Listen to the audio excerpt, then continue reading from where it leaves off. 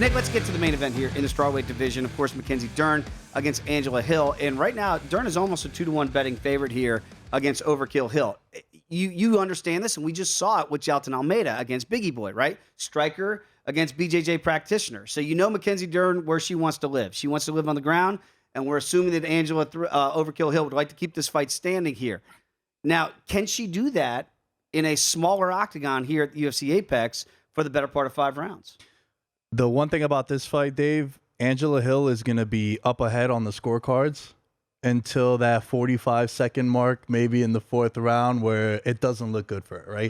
She is a traditional Muay Thai fighter, point fighter, is going to win rounds. Not going to do anything too outrageous to put you away. She's the epitome of a decision fighter. But Mackenzie Dern, I think Dern, Charles Oliveira, and Gilbert Burns are the best BJJ practitioners in the UFC. And if Dern takes it to the ground, it might be a wrap for her. But the issue is that Angela Hill you might be looking at a live score of -600 Angela Hill as the fight continues. But then again, you might go grab a snack from the kitchen and then you look up and Mackenzie Dern has her hand raised. Is this one of, I go back to say UFC 196 where Miesha Tate, it took her a couple takedowns and finally got that sub against Holly Holm, a fight she was losing before finally getting that submission. Whereas, this could be a live betting scenario here. When you look at, it's so hard sometimes to handicap women's MMA because Mackenzie Dern is now a mom. And since her comeback from becoming a mother, you can look at the Marina Rodriguez fight and say, did not go the way she wanted it to go. Is she going to be patient enough? Is she going to be able to withstand 3 potential rounds of getting beaten up with the hands in order to finally grind for that takedown like Miesha Tate did yesteryear to become champion? I love that you brought that up because in my mind, I still feel like Mackenzie Dern is a prospect, but she's had, I think, 11 or 12 fights in the UFC. And I'm like, wow, when did this happen? It's just first time. So that is something very important to put into your handicap. And also Angela Hill is up there in age too. Yeah. But I think that the strawweight division now, it's kind of in flux a little bit. And a good performance from one of these two fighters could maybe put them in, not exactly a title shot, but a #1 contender bout. When you look at pathways to victory, and you can understand here potentially 5 rounds for the main event, that it is juiced to the over 4.5 rounds, that it would take time for Mackenzie Dern if she's able to get a takedown of Angela Hill. You look at the sub price for Mackenzie. Instead of laying the $1.90, would you look at the plus $1.50? And would you worry about playing the over just in case Mackenzie gets an earlier takedown? This fight could be over quicker than later. The way I've already bet this fight is Dern by submission, Angela Hill by decision. If you look at the -155 to the over 4.5 rounds, I think that tells you if you are on the Angela Hill side, she very rarely, if ever, gets finishes. So that's the way that I've approached this one. I love betting fights like this, Dave, where it's path to victory. I always bring this up when I come on the show. I think Angela Hill can only win by decision, where Mackenzie Dern could put her away by submission. Let's talk about that main event that we have out there this week with Mackenzie Dern against Overkill Angela Hill. And look, everybody loves to watch Angela do her thing, potentially 5-round here in a strawweight main event. Is she going to be able to stick to a game plan, which is move? It's a smaller octagon because Mackenzie Dern is going to want to try to clinch up and take this fight down to the ground. Yeah, I think that's a great synopsis. Mackenzie has to engage, and Ange has to make sure that she doesn't engage. And even though it is the smaller cage, you put a couple of 115ers in there, and it's still plenty of room. I think that it's big that there's a couple big things in this fight. Number one, the fact that it went from 3 rounds to 5 rounds surely gives Dern more time to make such engagement. The other thing is that Dern arrives.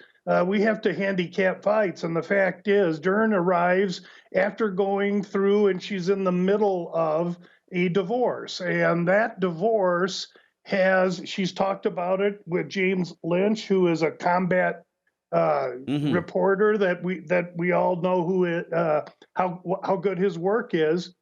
And so when I've seen people going through dire calamity in their personal life and their sports figures, I see them react one of 2 ways. There's the Wade Boggs way, where he would get on the baseball field and hit 300 because everywhere his life went, there was noise. But when he went on the baseball field, he could just play baseball and get away from it all. So does Dern show up for this fight focused like that? Or in fact, does trying to be a single parent with a young kid going through a divorce affect her in the fight. And those kinds of variables are such that it's going to make me wait longer to look at interviews this week to see how each girl is. But Dern, without all this baggage, to me, should be a favorite and would eventually get my vote of approval for a wager should she not be going through this kind of a situation. Lou, it's fascinating because, again, I just talked about a little bit with Nick Dais here to begin the program.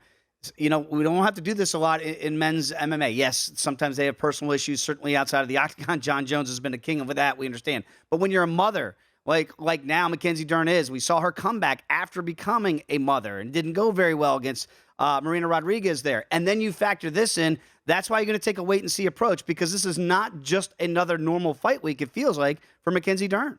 Well, but I don't distinct between mother or father. Cody Garbrandt moved from alpha male to Las Vegas and started his whole career anew, following his ex-wife with his child. So the damage that can be done is to either, and I know you agree with that, but you're right. Being a mom, and there's just a lot moving here, and so there's more than just assessing the physical prowess of each woman in this fight that's going to have to go into my handicap. And Angela Hill, of course, is going to be thinking, hey, that's all on your side. On my side here, I've got to be about staying on the outside here and try to elongate this fight. You can understand why right now it's at minus $1.55 to go over those 4.5 rounds. We understand the styles make fights. Angela wants to stay on the outside and try to pick her apart. We know Mackenzie Dern will like to get to a clinch and possibly get this down to the ground. Which way do you see this fight going?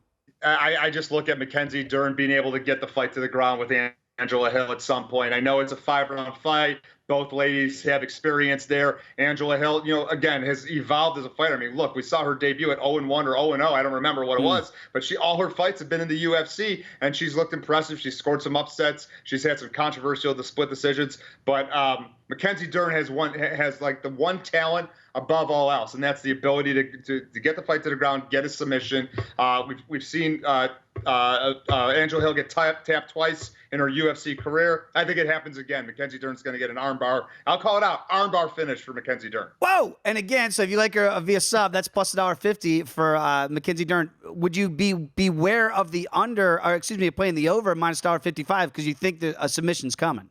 Yeah, I think both fighters are going to feel each other out. There'll be that process, and certainly both have gone to the judges. But let's get it finished. Mackenzie Dern's going to get a sub finish, so we'll go under at 4.5. There was a NBA coach, David Fizdale, that said, take that for data. If you want data for this main event, you've got a lot of it, certainly when you have veterans in the octagon like Angela Overkill Hill and Mackenzie Dern. What are the numbers showing you? Because it feels like stylistically, we know Mackenzie wants to get the fight down to the ground. We know Angela wants to keep it standing. Are the numbers showing you that that's exactly the way that the potential victor wants it to play out? Yeah, stylistically, that's true. Dern is very good on the mat. We know that. I think her problem is that she's sometimes struggled getting there. Now, she does attempt about the average number of takedowns, but her takedown success rate is actually pretty poor. And I think that's because she wasn't setting them up. When she shoots from a distance, she does not do well. She only lands a very small fraction of those, like 8% of those. But when she sets it up with the clinch, she does a lot better. She lands, on average, she's actually converting those as a typical UFC fighter 40% of the time. So I think that's the thing that we've seen throughout her career. She finally evolved her game. She's using her striking a little bit more. She's using the fence more, setting up the takedowns. That is a learning curve I think she had to go through, coming in as a phenom and grappling and thinking that she could just get it done that way. That was what hit her in the face. She actually faced some MMA fighters who are, dual threat type people. And that's been the difference. So lately, I think she's been getting it. She hasn't always been winning. She's facing elite talent. But when you look stylistically at Angela Hill, she's also a very upright Muay Thai type striker. And I think that's going to work against her. She's also willingly going into the clinch. And again, like I said, the takedown success rate goes way up when you close distance. And that's true for all fighters, not just Mackenzie Dern. So I think she will get the opportunity. 5 rounds is a lot of time to work. Once she's on the mat, Dern attempts almost 2 submission attempts per trip to ground. So you're basically guaranteed she's going to be getting some decent submission attempts in. And I just think Hill is eventually going to get caught. So that's what I'm looking for. I lean Dern here. I'm a little surprised that my models aren't coming out with a bigger play on Dern. And I think that's just because her style has worked against her over the years, and she's had some lopsided losses, or just like statistically she got outstruck by a lot. I think that's what's depressing the stats here. But stylistically, I actually do like this matchup. But, it's fascinating. That's why I love talking to all of our guests, and certainly you just read my mind, because what I was going to ask you is, being a Muay Thai fighter like Angela Hill is, obviously you need to get close. You need to draw yourself into a clinch, which would play right into Mackenzie Dern's hands. Because she knows that, does she fight differently? Maybe she doesn't fight as heavy, and sitting down on her punches, and maybe she does try to use a jab and almost like a boxer attempt and stick and move. Could we see a different approach from Angela, or do you think she's going to do what she does, and that's what she likes to do? If she's going to try to go down that route, I mean, first of all, she's 38, and she's been in the UFC a very long time, over 300 minutes of octagon time. As you said, big sample size here with the data. That might be asking a lot. Like, asking someone to change their striking style, it's like, switching handwriting. I just think that's a lot to ask of someone. But even if she does try to change it, she'll be out of her element. All of a sudden, her striking won't be as effective, because you go from that stand-up style to a long-range wide stance. That's your best play against a grappler. I just don't know if you can do that on a dime in between fights. And again, the main event here, potentially 5-round. It is juiced to the over, minus $1.55 for 4.5 rounds. Because I know that you like the finishing potential here of Mackenzie Dern specifically, would you look at the sub price at plus $1.50 as Dern as a better way to handicap it? Or you can play the under in the event that Angela Hill might be able to get Mackenzie out of there if it stays standing, and get plus money that way, plus $1.25. Do you think both of those are good options? Yes, I would go Mackenzie Dern by submission at plus 150. That's a pretty big swing from playing her straight up at nearly 2-1 as a favorite. So getting the plus money on the submission, like I said, 5 rounds is a lot of time to work. I do think she gets this to the ground, and she's one of those fighters that has so many weapons in her arsenal. She's going to find a way to get that submission. It's not like she gasses out on a guillotine. She has lots of options here.